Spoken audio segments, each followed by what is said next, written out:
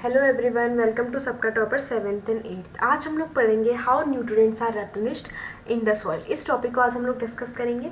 इससे पहले हमने क्या पढ़ा था? इससे पहले हमने mode of nutrition, other mode of nutrition को स्टडी किया था कि फोटोसिंथेसिस के अलावा प्लांट में दूसरे तरह के न्यूट्रिशन कैसे कैसे होते हैं। इंसेक्टिवोरस प्लांट्स को हमने स्टडी किया था कि कौन होते हैं, और हमने फंगस के बारे में भी स्टडी किया था कि फंगस किस तरह से होता है। हमने एक एक्टिविटी भी स्टडी की थी ब्रेड वाली, है ना। यहाँ तक हम डिस्कस कर चुके हैं। आज हम लोग न्यूट्रिएंट्स के बारे में स्टडी करेंगे कि सॉइल में कैसे न्यूट्रिएंट्स बनते रहते हैं। हम देखते हैं ना कि प्लांट्स यूज़ कर लेते हैं न्यूट्रिएंट्स को अपनी ग्रोथ के लिए, लेकिन फिर भी न्यूट्रिएंट रहते हैं सॉइल में। तो ये कैसे होता है, इसको हम डिस्कस करेंगे। आपको क्या करना है, चैनल को सब्सक्राइब कर देना है, ताकि जो भी वीडियो बन रही है, कंटेंट बन रहा है, वो सब कुछ क्योंकि आपके लिए बन रहा है, आपके बेनिफिट के लिए बन रहा है। तो आपको चैनल को सब्सक्राइब करना है, वीडियो को लाइक भी ज़रूर करना है। ठीक है, हम स्टार्ट करते हैं इस टॉपिक को। How nutrients are replenished in the soil. Replenished का मतलब फिर से कैसे आ जाता है। Have you seen farmer spreading manure और फर्टिलाइजर्स इन द फील्ड। क्या आपने कभी किसी किसान को देखा है कि वो अपने फील्ड में मेन्योर वगैरह, खाद वगैरह, फर्टिलाइज़र वगैरह जो है स्प्रेड करते हैं? आपने देखा होगा। और गार्डनर्स जो हैं, जो माली लोग होते हैं, यूजिंग देम इन लॉन्स और इन पॉट्स, वो पॉट्स वगैरह में या उनके जो लॉन्स वगैरह होते हैं, छोटे छोटे जो गार्डन्स होते हैं, उनमें इसको यूज़ करते हैं, फर्टिलाइजर्स को और मेन्योर को।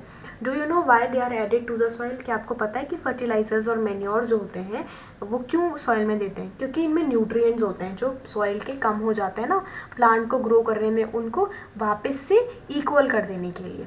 You learn that plants absorb mineral nutrients. हमने क्या पढ़ा था कि प्लांट क्या करते हैं, सॉइल से मिनरल न्यूट्रिएंट्स को एब्जॉर्ब कर लेते हैं। So their amounts in the soil keep on declining. तो नॉर्मल सी बात है, अगर वो एब्जॉर्ब करेंगे तो धीरे धीरे उसका कंटेंट जो है, अगर सपोज पोटेशियम है, उसको एब्जॉर्ब कर रहे हैं प्लांट, तो धीरे धीरे उसका कंटेंट सॉइल में कम हो जाएगा, डिक्लाइन हो जाएगा। Fertilizers and manures contain plant nutrient. अब फर्टिलाइजर और मैन्योर एक्चुअली होते क्या है, इनमें प्लांट के ही न्यूट्रिएंट्स होते हैं जो प्लांट को ज़रूरत होती है, जैसे कि हो गया नाइट्रोजन, पोटेशियम, फॉस्फोरस, ये अलग अलग जो है उनमें प्रेजेंट होते हैं। ये आपको याद रखना है, ठीक है। ये आपका फिल इन द ब्लैंक्स में 1 मार्क में आ सकता है, nitrogen, potassium and phosphorus. These nutrients need to be added from time to time to enrich the soil. Soil को enrich करने के लिए, nutrients प्रॉपर रखने के लिए, इनको समय समय पर ऐड करना ज़रूरी होता है, इन तीनों न्यूट्रिएंट को, नाइट्रोजन, पोटेशियम एंड फॉस्फोरस को। We can grow plants and keep them healthy if we can find out the nutrient requirement of plants. तो हम प्लांट्स को ग्रो भी कर सकते हैं और उनको हेल्दी भी रख सकते हैं, अगर हमें क्या पता हो कि उस प्लांट को क्या क्या न्यूट्रिएंट चाहिए, कैसे कैसे न्यूट्रिएंट चाहिए, और ये फार्मर्स को पता होता है, ठीक है। तो अगर आपको भी कोई प्लांट ग्रो करना होगा तो आपको क्या पता होना चाहिए कि उसको क्या क्या रिक्वायरमेंट है, न्यूट्रिएंट क्या है, उसको किस किस चीज़ों की ज़रूरत है, कि वो चीज़ उन सॉइल में है या नहीं। Usually crops require a lot of nitrogen. बहुत ज़्यादा नाइट्रोजन की ज़रूरत होती है क्रॉप्स को, जैसे वीट हो गया आपका, ठीक है, राइस हो गया, तो इनको बहुत ज़रूरत होती है नाइट्रोजन की। उससे वो क्या करते हैं, प्रोटीन्स बनाते हैं, ठीक है। उस नाइट्रोजन की हेल्प से प्लांट क्या करता है, प्रोटीन बनाता है। प्रोटीन हमने पढ़ा हुआ है इस चैप्टर में, ठीक है। After the harvest the soil becomes deficient in nitrogen. अब जब कटाई हो जाती है उस फसल की, तो क्या होगा, नाइट्रोजन कम हो जाएगा, क्योंकि उस क्रॉप ने तो नाइट्रोजन बहुत सारा यूज़ किया ना प्रोटीन बनाने के लिए। दो nitrogen gas is available in the air, plenty in the air, plants can not use it in the manner they can use carbon dioxide. अच्छा, ये चीज़ आपको याद रखनी है कि नाइट्रोजन गैस जो है, ये आप अच्छे से हाईलाइट कर लो, नाइट्रोजन गैस जो है वो बहुत ज़्यादा प्रेजेंट है एयर में। हम सबको पता है नाइट्रोजन सबसे ज़्यादा प्रेजेंट होती है हवा में, लेकिन प्लांट उसको यूज़ नहीं कर सकता उस तरीके से जिस तरीके से वो कार्बन डाइऑक्साइड को यूज़ कर सकता है।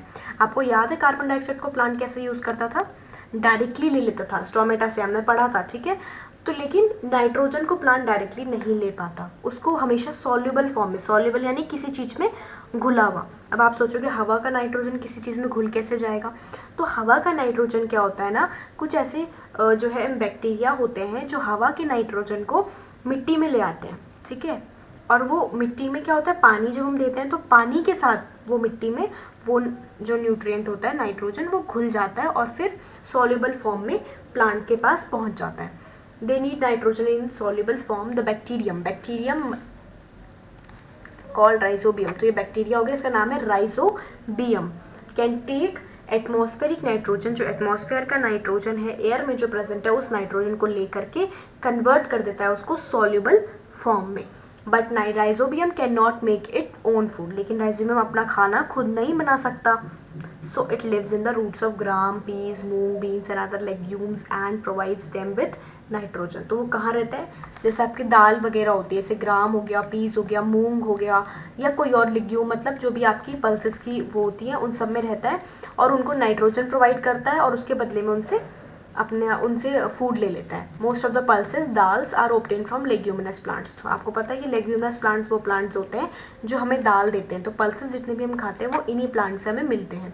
इन return the plant provide food and shelter to the bacteria. अब उसके रिटर्न में प्लांट क्या करेगा, उस राइजोबियम बैक्टीरिया को फूड भी देता है और रहने के लिए जगह शेल्टर भी देता है. प्लांट के पास ही रहते हैं वो.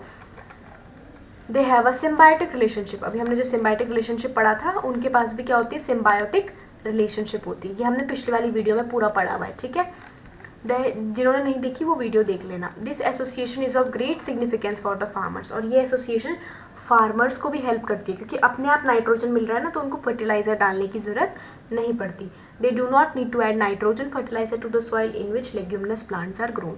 तो जिस मिट्टी में आपने लेग्यूमिनस दाल वाली प्लांट्स को ग्रो कर दिया, वहाँ पर फिर आपको फर्टिलाइजर्स को फार्मर को ऐड करने की ज़रूरत नहीं होती. In this chapter you learn that most of the plants are autotrophs. आपको सारी चीज़ें यहाँ पे समराइज की. ऑटोट्रॉफ्स आपने पढ़ा था, जो अपना खाना खुद बना लेते हैं.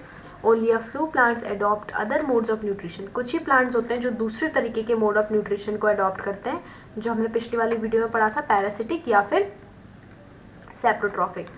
दे derive nutrition from other organism. ये दूसरे ऑर्गेनिज्म से न्यूट्रिशन को डिराइव करते हैं. All animals are categorized as heterotroph. जितने भी एनिमल्स हैं सारे हेटरोट्रॉफ्स है. हेटरोट्रॉफ्स हमने पढ़ा था जो प्लांट्स पे डिपेंडेंट होते हैं अपने फूड के लिए.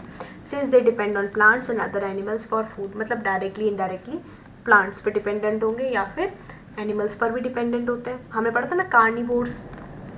Can we say that the insectivorous plants are partial heterotrophs. क्या हम कह सकते हैं कि इंसेक्टिवोरस प्लांट्स जो हैं वो पार्शियल हेटरोट्रॉफ्स हैं. ये आपको मुझे कमेंट करके बताना है. लास्ट का क्वेश्चन लास्ट में बिल्कुल दिया हुआ है. ठीक है, चैप्टर कंप्लीट होता है.